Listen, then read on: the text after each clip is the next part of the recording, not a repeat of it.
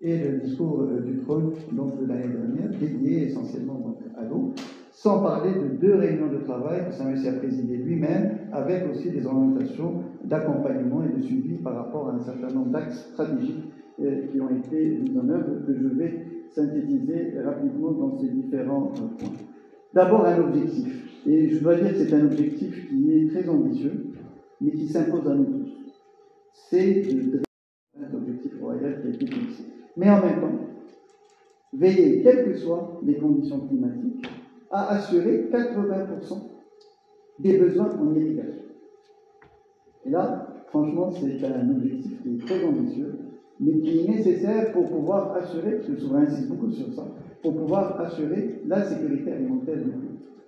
Donc ça, c'est un espace important. Quand on parle de sécurité alimentaire, on parle de pouvoir d'achat, on parle de Rious, où, comme vous le savez, Casablanca est une ville qui a lancé enfin ce projet et qui est essentiel pour la transformation de ces eaux traitées, pour réduire un peu la pression sur l'eau de surface au niveau des barrages, sans parler évidemment du besoin de rationaliser l'exploitation des nappes souterraines et de préserver ces nappes pour le futur. Comme j'ai eu l'occasion de dire, nous sommes dans une période de surexploitation des nappes souterraines et qu'il faut absolument donc veiller à avoir une meilleure gestion de ces nappes pour l'avenir, et cela implique une économie de l'eau, une meilleure gouvernance de l'eau pour pouvoir atteindre ces objectifs, sans parler évidemment de la conscientisation des Marocains et des différents usagers de l'eau sur le besoin de préserver cette ressource rare et de veiller aussi à assurer sa durabilité à travers une consommation rationnelle donc de l'eau.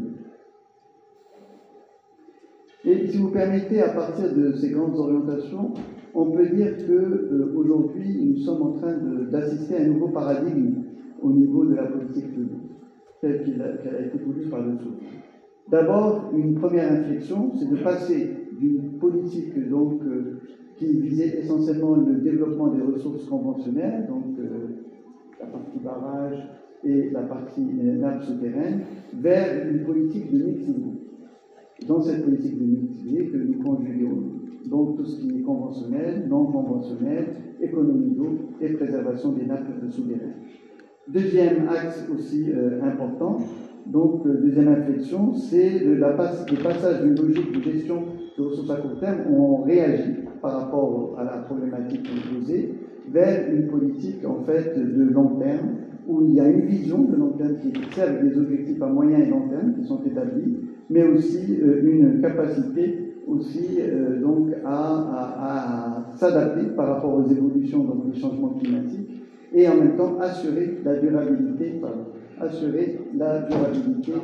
donc par rapport à tout cela dans le cadre d'une planification. Et je dois dire que dans ce cadre-là, nous avons travaillé sur un horizon d'ici 2050 pour identifier les besoins, mais aussi donc les mesures à prendre pour pouvoir être en phase avec toutes ces évolutions. Également, donc parmi les points aussi, c'est une troisième inflexion.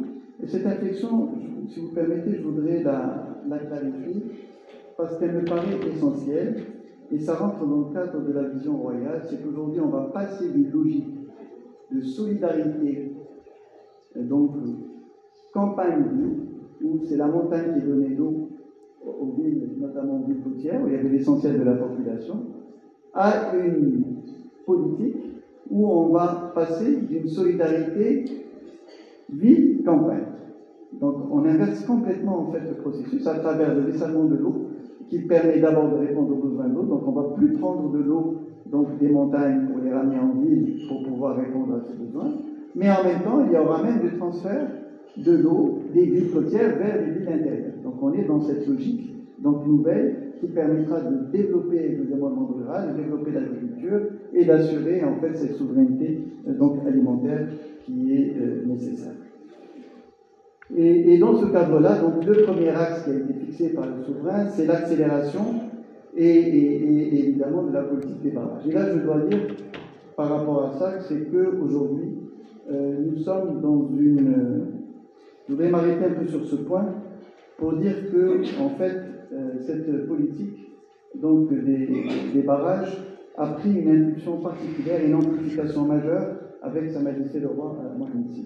Il est vrai que depuis les années 50, le Maroc s'est illustré par une politique volontariste, donc en matière de construction des barrages, en réponse évidemment à la vulnérabilité hydrique donc chronique du pays.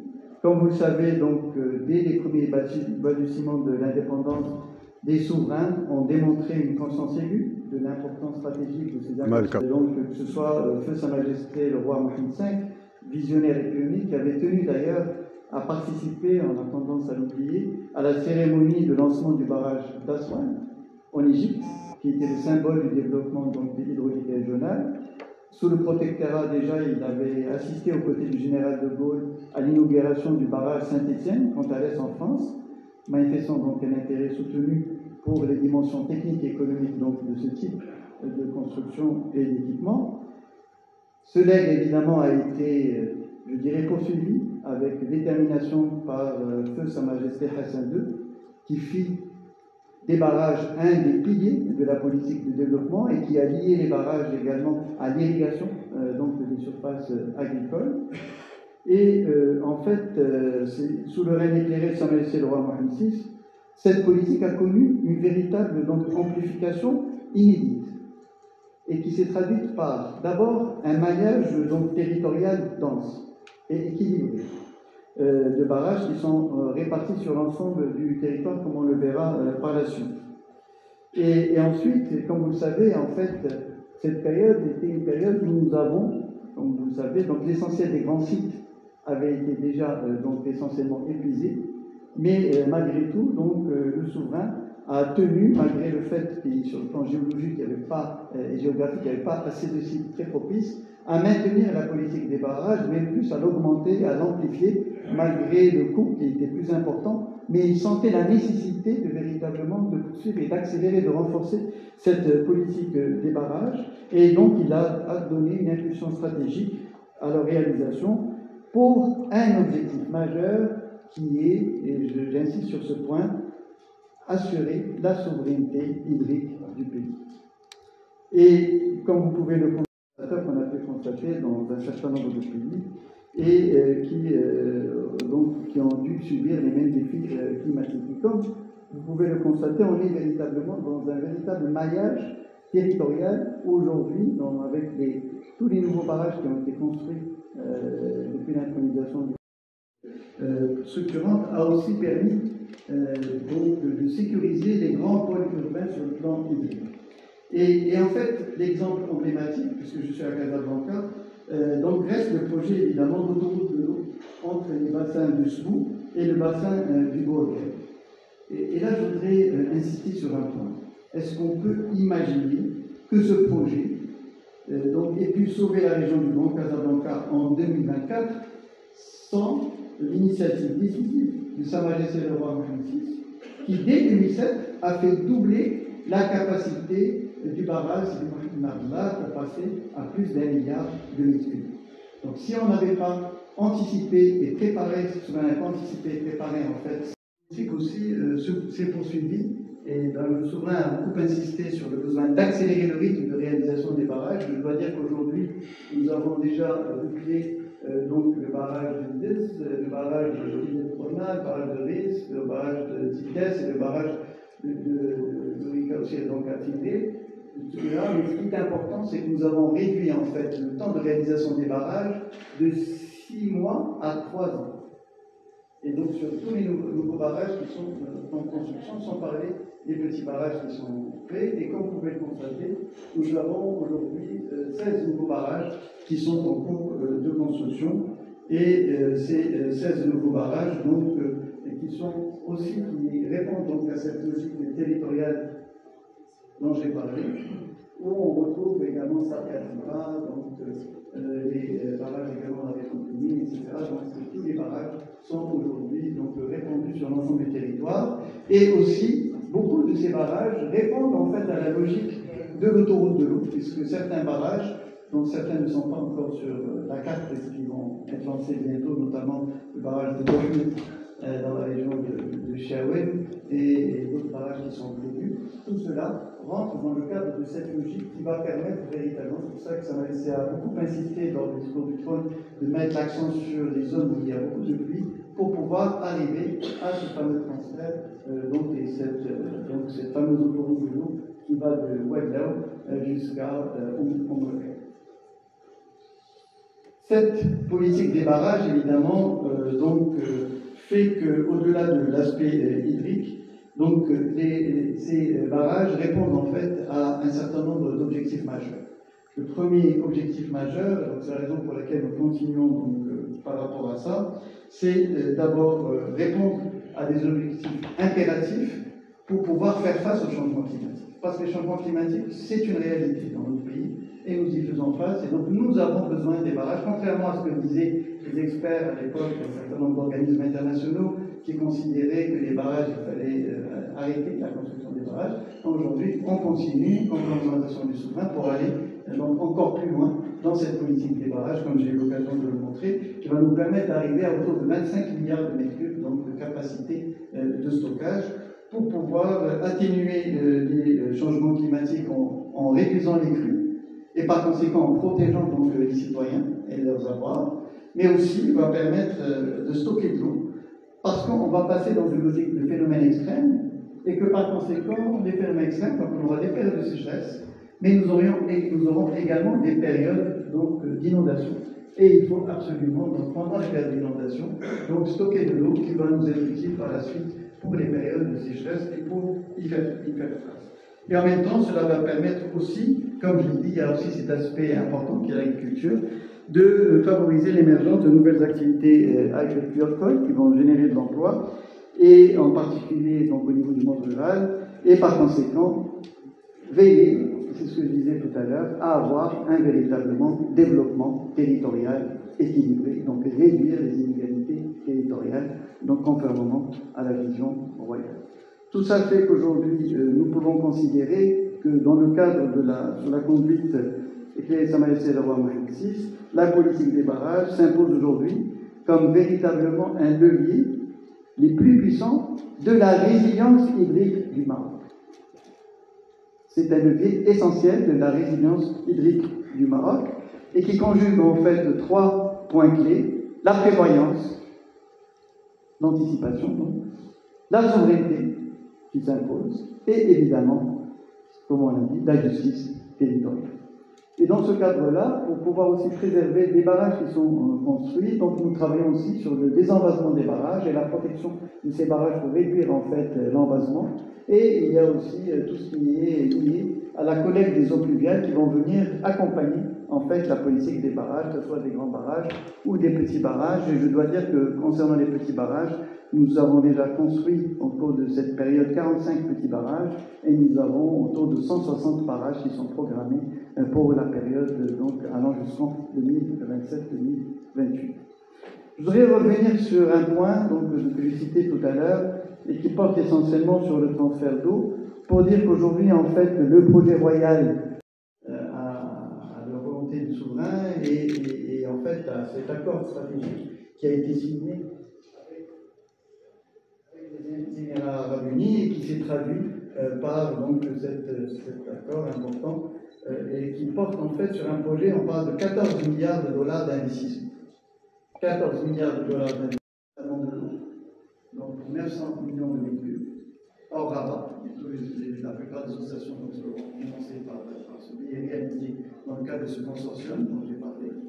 Et nous allons avoir aussi de la production des énergies renouvelables qui sont nécessaires donc, à la réalisation de ces projets. Et en plus, sur les 1,7 milliard de mètres cubes globalement, 500 millions de mètres cubes vont aller donc, à l'irrigation et donc à l'agriculture. Donc on est vraiment dans une logique de nexus eau, énergie renouvelable et sécurité alimentaire. Mais ce qui est extraordinaire dans le cadre de ce projet, c'est que nous allons transférer cette énergie renouvelable qui se situe qui va être produite essentiellement dans le sud de notre pays, dans la région de Dakar, dans la région de vers le nord, en fait, à cette attente. Et puis, il y aura aussi donc, la station de Tahrir qui rentre dans ce cadre-là, parce que quand on transfère en fait dans les réseaux et on met dans le réseau en fait de l'énergie intermittente qui est l'énergie renouvelable, nous avons besoin de compenser ça par des protocoles ont été signés le mois dernier. Alors nous avons aussi un autre aspect dont on n'a pas parlé, et en fait que dans le cadre toujours de cette vision territoriale, nous avons aussi, en plus des stations de dessalement classiques dont j'ai parlé et j'ai expliqué comment on l'a financé, c'est donc un partenariat public-privé, nous avons aussi en fait les stations monoblocs. Alors c'est des stations qui ont été mises en place et qui visent essentiellement, donc on parle, je dirais, on est sur plus de 244 stations, dont une partie est déjà opérationnelle, donc on est en train de mettre en place. Et l'idée, c'est qu'on réponde aux besoins donc des petites zones près de la mer où il y a un problème d'eau, mais aussi des stations de déminéralisation de l'eau au niveau du monde rural. De barrages souterrains, donc ce qu'on appelle à travers les seuils, qui sont mis en place pour des oasis, pour pouvoir protéger et assurer aussi la viabilité de nos palmiers dattiers. Alors, un autre axe important de cette vision globale dont j'ai parlé, c'est la gestion de la demande. On a toujours tendance à raisonner mobilisation de l'eau, mais encore faut-il aussi mieux gérer cette eau et bien la valoriser. Et dans ce cadre-là, donc un certain nombre d'actions importantes sont prévues dans le cadre du budget. Je dois dire qu'on est passé, grâce aux orientations du souverain, de 115 milliards de dirhams à 145 milliards de dirhams, donc une augmentation substantielle en fait du financement. Et l'idée majeure, c'est ne plus perdre une goutte d'eau. Et ne plus perdre une goutte d'eau, c'est quoi? C'est réduire en fait et améliorer les rendements des canalisations, que ce soit au niveau de l'eau potable ou au niveau de l'eau des barrages, où on perd entre 30 et 50%, notamment pour la partie agricole, 50% donc de l'eau. Deuxième chose, veiller à ce que l'eau qui allait en mer, à travers en fait les autoroutes de l'eau, qui puisse être transférée vers les zones qui en ont le plus besoin. Donc c'est ce que nous faisons avec le grand projet. Une plutôt politique, une autre moins politique. La question politique, c'est que il y a des avis divergents sur la réussite du plan Maroc Vert, au niveau de la sécurité hydrique. Et deuxième question, c'est sur l'eau dessalée. Est-elle une bonne alternative pour couvrir une partie des besoins d'irrigation, sachant que l'eau dessalée a un coût de 10 dirhams par mètre cube, et sachant qu'il y a des problématiques au niveau de la qualité. Donc, est-ce que l'eau dessalée est une bonne alternative pour l'irrigation? Oui, alors je vais répondre, si vous permettez. D'autres questions? Très bien. Donc, par rapport à cette question, d'abord pour l'eau dessalée, c'est un élément essentiel. Aujourd'hui, évidemment, le coût du dessalement est un élément important et structurant dans notre tradition. Et aujourd'hui, avec le recours aux énergies renouvelables, nous avons pu baisser ce coût de manière substantielle. On est aujourd'hui autour de 4,5 dirhams, donc le mètre cube, et même on est en train de le baisser à moins, autour de 4,30 dirhams. Donc ce qui fait que ça devient un coût largement supportable par rapport notamment pour l'eau potable, et évidemment et par rapport également à un certain type de culture au niveau de l'agriculture. Le sens inverse se traduit par en fait de rendre l'eau complètement pure. On enlève tout ce qui est sel et tout ce qui existe au niveau de cette eau. En fait, ce n'est pas une question de part, c'est une question de fait. Et dans le cadre de la problématique de la logique hydrique, j'ai eu l'occasion d'expliquer un certain nombre de points. Aujourd'hui, je l'ai expliqué déjà, j'ai dit qu'aujourd'hui, la politique qui a été mise en place au niveau de l'agriculture, il y a eu un décalage entre le rythme de la politique agricole et le rythme de la politique de l'eau qui a été mise en place. Et donc, on n'a pas eu le suivi qui était